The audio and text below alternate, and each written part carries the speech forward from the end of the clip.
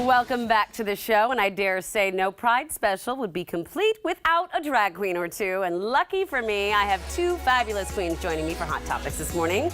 On today's panel, I have Couture and Seattle Pride Community Grand Marshal Gaysha Starr, and then of course our last but not least panelist, not a drag queen, but also very fabulous, my executive producer, Joseph Suttner. Cheers and good morning to you all. Cheers, Cheers. everyone. Happy Pride. Morning. Happy Pride. It has been remote, actually, for the last 2 years. How are we feeling about it all being back together again?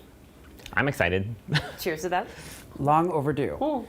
Yeah, I'm not used to wearing heels again, so I did not really ease into it, but feeling great about it. I by the way, I wear flip-flops or flats everywhere I go, and then as soon as I get to set, heels. That's the way to go. I mean, that's the way to go. What are you most excited about, though, for Pride? Well, I love the parade. I think it's so fun to see everyone together and just know that everyone is celebrating and happy to be there. And there's just a feeling there that you can't really describe that, you know, kind of just happens once a year at the parade. I've really missed that over the past 2 years. So that's it for me, for sure. Yeah, I have to echo the same sentiment. It's going to be really amazing getting together and celebrating the parade for the first time in so long. Myself and Gaysha are both involved in the actual Pride Parade on Sundays, so it's going to be fab. I can't wait. Gaysha, tell us your part in that, yeah. So I was lucky enough to be selected with Nikita Oliver to be one of the 2 community grand marshals that was voted by the community. And it's an honor after 29 years of being a member of the LGBT community to be celebrated and to lead the parade and the opening remarks at Westlake Center this Sunday at 10 a.m. I think it's going to be a really special moment for everyone. I'm so excited for you. Oh my gosh. All right, well, it is exciting, but some people have been a little bit naysay about kind of how Pride has become commercialized. How do we feel about that? Like things like Pride Skittles. Well, for me, I don't think it's anything new to have Pride be a little bit commercialized. I think that we all are used to June 1st rolling around and everybody's got a rainbow on all their packaging. But for me, I guess I'm a little bit more curious about what some of these businesses, organizations, corporations are doing to give back this time of year besides just throwing a rainbow on a Skittles package. Absolutely. Amen to that.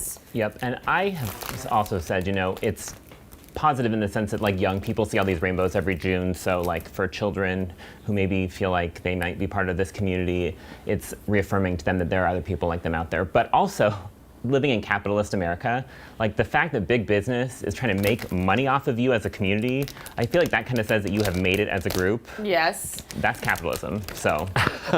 It's true. And I think for me, it is not just the month of June, but it's what are these companies doing all year long? And what is their D&I index? And who are they giving back to? Who are they supporting at election time? Those are the things I think to think about when we are paying with our consumer dollars. I would like to say, by the way, these Skittles, they're all gray color. They're all gray because they are giving up our rainbow so that LGBTQ plus artists can share theirs. And actually, they're in partnership with GLAAD on the back of the bag. So, okay. All right. So they passed the test, but other companies better take note. So, drag story time.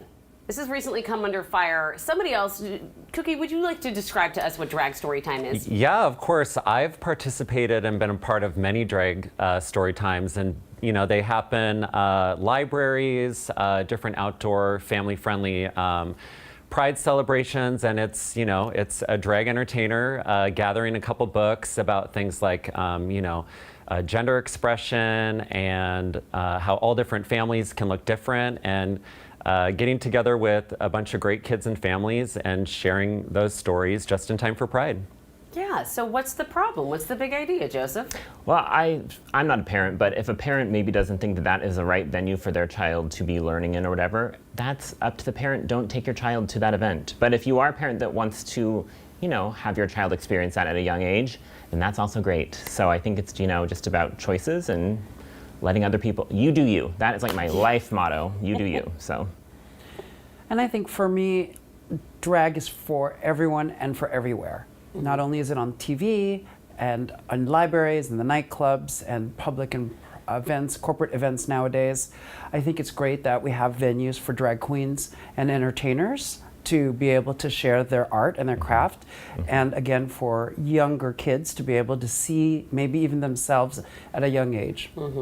It's important. You know, like I said earlier, I mean, it is, you see rainbows everywhere. Kids know about this. So parents, we do have responsibility to talk about it. And like you said, Joseph, if you don't want to take your child there, you don't have to. You do you. Yeah. You do you. One topic of conversation, though, is getting a little bit more controversy, and I really don't know where I stand on this necessarily. World Swimming has banned transgender athletes from women's events. So how do we feel about it? I mean, it's a tough issue, right? It's the issue I don't want to make a decision on. I feel like some other professional should have to. What do y'all think? It's complicated. I'm personally just kind of tired of people trying to police other people's gender, other people's bodies. And I don't know, there's just something kind of icky to me about telling, you know, a trans woman that she's not allowed to compete with other women. She has to compete with men. There's just something about that that doesn't sit right with me. Yeah, I see that. Yeah, and the ruling body who came up with the ruling said that, you know, there's a certain level of like when you're 12 or whatever, all those like... It comes down to the athleticism and just the body is what they're saying, right? But Megan Rapinoe said something really interesting, I thought, that she said, if you were seeing all these trans women just crushing everyone, you know, then maybe it's time to rethink something. But since we're not seeing that, you know, we need to see how it goes. That's a good point she makes there. Yeah. Having publicly transitioned in the last 5 years, I started my HRT, and it was definitely a lot of body changes for me. But I don't think you can treat how my body changed and how I am versus maybe somebody that is like Caitlyn Jenner, who is an athlete and transitioned also later in life, versus somebody that's 11.